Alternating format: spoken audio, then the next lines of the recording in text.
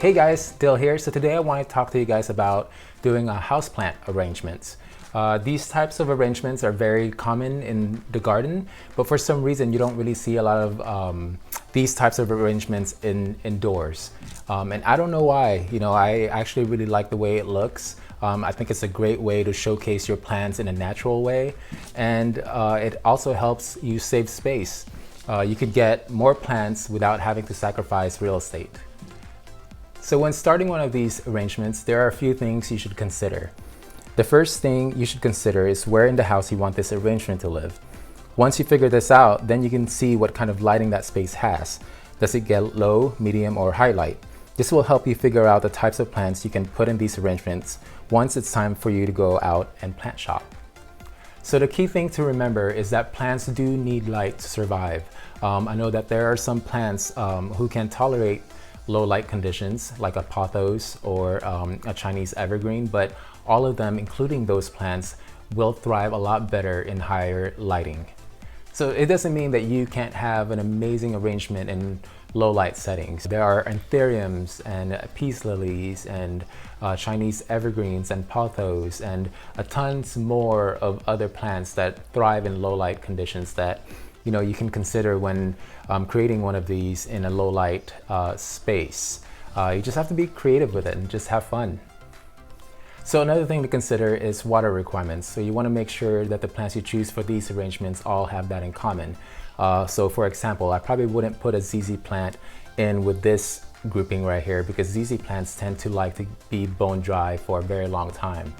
I do let all my plants, including my arrangements, dry out in between waterings, but a ZZ plant and a Haworthia or even succulents love to be drier for a longer periods of time. So if I were to put a ZZ plant in with this Calathea and this philodendron, the likelihood of it getting root rot is going to be a lot higher. All right, now for the hard part, soil. Just kidding. Honestly, you guys, I don't use any fancy soil. I just use whatever I have left over from the garden. I think the brand that I'm using currently right now is a Miracle-Gro gardening soil. And I've never had any problem growing my houseplant with my garden soil. So, and I always have this motto of not over kind of thinking gardening. I think gardening should be fun. I think once you start kind of, being all scientific or whatever with gardening, I think that's when it stops being fun. So, but yeah, anyway, the only thing I suggest when using a garden soil for your indoor houseplants is adding more perlite just for extra drainage, because they do tend to hold on to a lot of moisture, which you don't really want because that can cause root rot. But yeah, again, it's I don't think soil should be expensive, or I don't think you really need to get fancy with it. As long as you're watering and you're giving it fertilizing once a month, I think that your plants will be happy. Speaking of fertilizer, I actually just use this indoor plant food by Miracle-Gro. This is probably going to start sounding like I work for Miracle-Gro, but I really don't. I just find this very easy to use. It's already pre-mixed. I don't have to think about it. It comes in a pump. So what I do is I just do a couple of pumps in my watering can and just water my plants with it, and that's it. So yeah, easy breezy. All right, so now let's talk about pots.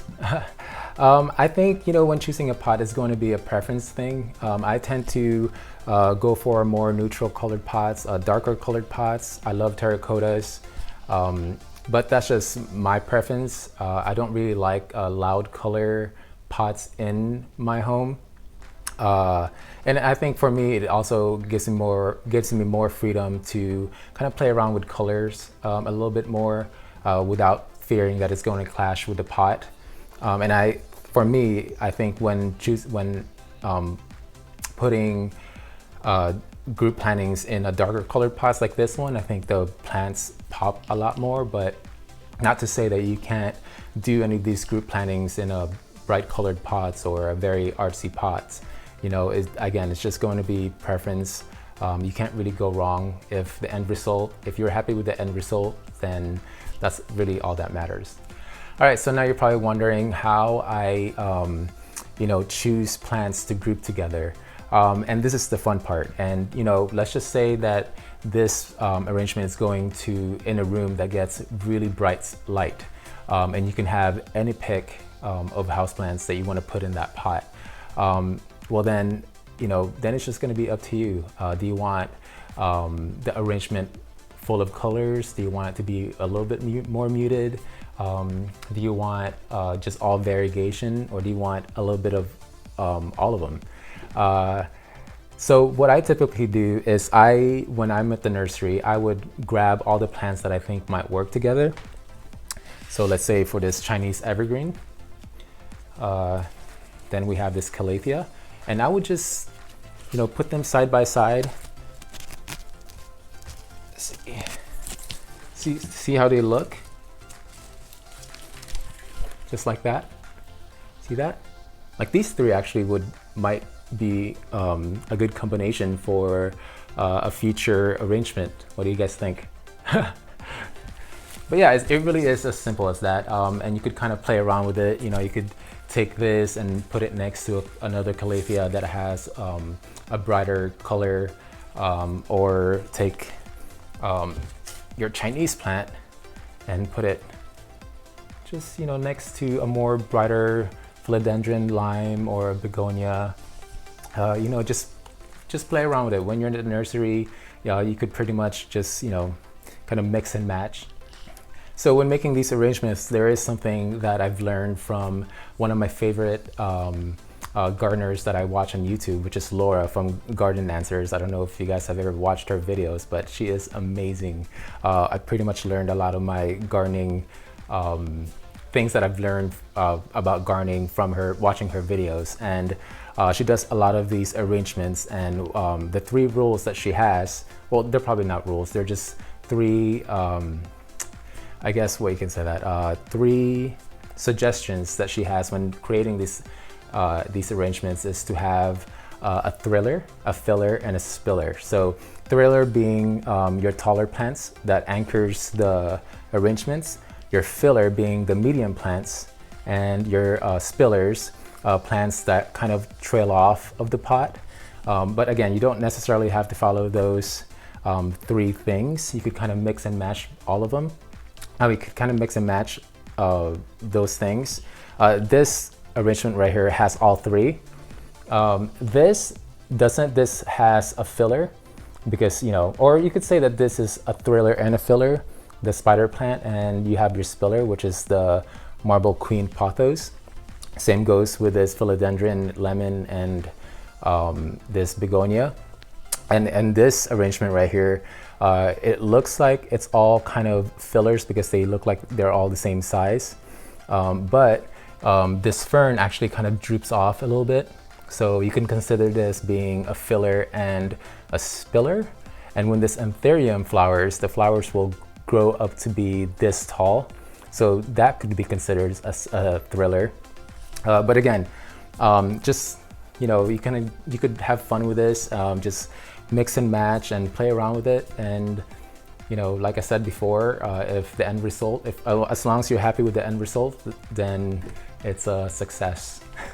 So aside from these arrangements looking good and giving your space a more natural feel to them, there is benefits in grouping these plants together, especially for plants that need high humidity, like your calatheas or your begonias or your philodendrons. Because when you group these plants together, they create their own micro climate, and they naturally kind of create this humid environment for themselves. So if you live in a dry climate like I do, and you have a hard time giving these guys the proper humidity that they need to thrive, this will solve that problem. All right, guys, well, that's it. I hope I answered some of your questions, and I hope I inspired some of you guys to start your own arrangements in your home. And I'm very excited to see what you guys come up with. But again, thank you guys so much for taking the time to watch my videos, and I will see you next time. Bye.